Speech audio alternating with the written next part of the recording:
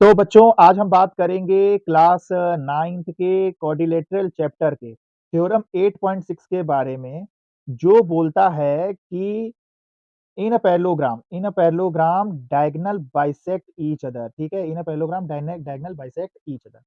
तो देखो यहाँ पर होता क्या है, थ्योरम में हमें तीन चीजें ध्यान रखनी पड़ती हैं कि सबसे पहले हमें डायग्राम सही बनाना पड़ेगा। ठीक है, डायग्राम सही बनाने के बाद हमें गिवन सही लिखना पड़ेगा, और गिवन सही लिखने के बाद टू प्रूफ हमें प्रूफ क्या करना है वो लिखना पड़ेगा। ये तीन चीजें फॉलो करना जरूरी है। तो ये मैंने देखो डायग्राम बना लिया है। हम सपोज कर लेते हैं कि ये जो है हमारा एबीसीडी, ये हमारा पैरेललोग्राम है। ये जो क्वाड्रिलेटरल है, quadrilateral bounded by figure bounded close figure bounded by four side, तो इसे हमने मान लिया एबीसीडी इज अ पैरेललोग्राम। और ये एसी आपका हो जाएगा डायगोनल पहला, और दूसरा डायगोनल हो जाएगा बीडी। ठीक है, तो अब पहला काम तो हमने डायग्राम बनाना क्लियर कर लिया। दूसरा काम है इसको गिवन लिखना कि थ्योरम में गिवन क्या दिया हुआ है और हमें प्रूफ क्या करना, ये बहुत ही ज्यादा जरूरी है। ठीक है, तो देखो गिवन सबसे पहली बात ये है कि जो क्वाड्रिलेटरल बनाया हमने, क्वाड्रिलेटरल बनाया एबीसीडी, जो आपको फिगर दिख रहा है एबीसीडी, ये जो है ये पैरेललोग्राम है पहली बात। ठीक है, पैरेललोग्राम में शॉर्ट में लिख रहा हूँ भाई, तो आप लोग अपना देख लीजिएगा, लिख लीजिएगा, ये है पैरेललोग्राम। ठीक है, तो पैरेललोग्राम में जितनी भी प्रॉपर्टी होगी, लाइक अपोजिट साइड पैरेलल होती हैं, अपोजिट साइड इक्वल होती हैं, अपोजिट एंगल इक्वल होते हैं, तो इसमें हम आप अप्लाई कर सकते हैं क्योंकि गिवन दे दिया है एबीसीडी से पैरेललोग्राम, ये गिवन हो गया।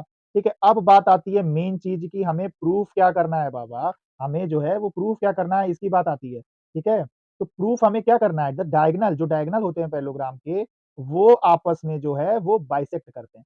तो देखो डायगोनल कहाँ है, डायगोनल इस फिगर में देखो सबसे पहले आपका एक डायगोनल है एसी। ठीक है, एसी है, और दूसरा है हमारा डायगोनल बीडी। ठीक है, मान लिया। तो अब बाइसेक्ट मतलब दो इक्वल पार्ट में डिवाइड करना, विभाजित करना।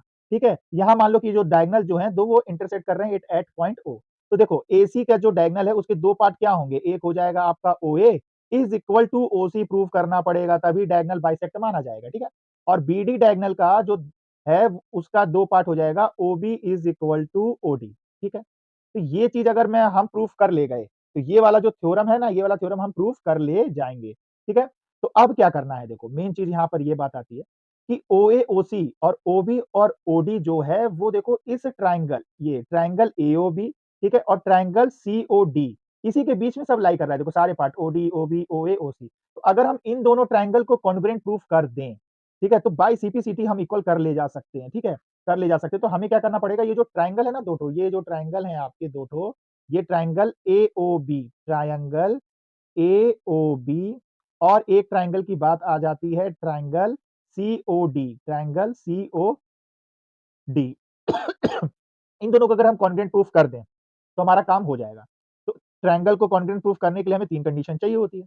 ठीक है, तो पहली कंडीशन जो है हम दे लेंगे A B is equal to C D. ठीक है, A B is equal to C D.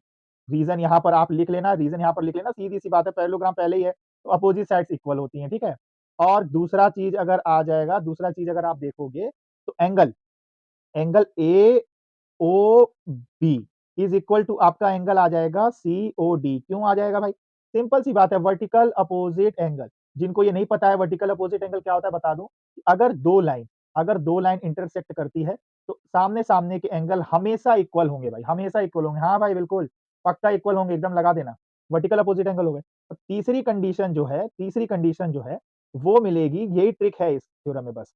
Angle B A C is equal to हो जाएगा एंगल ए सी डी।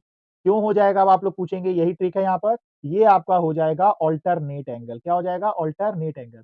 जिनको नहीं पता है उनको बता दूं कि अगर दो लाइन पैरेलल है, ठीक है, दो लाइन अगर एक दूसरे से पैरेलल है और एक ट्रांसवर्सल जाती है, तो ये जो अंदर के एंगल होते हैं ना, एक इस साइड और एक इस साइड, ये दोनों ऑल्टरनेट एंगल होते हैं और ये हमेशा अपने में इक्वल होते हैं। ठीक है, तो यहाँ पर देखो इस फिगर में अगर आप देखो, ये ए बी पैरेलल है सी डी के, क्योंकि भाई पैरेललोग्राम है तो साइड तो अपोजिट पैरेलल होंगी। और ये जो आपका एसी जो है, ये एसी जो जा रहा है ये ट्रांसवर्सल है, ये जो एसी आपका ट्रांसवर्सल जा रहा है। तो ये देखो एंगल ये वाला और एंगल ये वाला दोनों अपोजिट साइड है, एक इधर एक उधर है, और दोनों अंदर है तो ऑल्टरनेट एंगल हो गए, तो इससे ये इक्वल हो गया।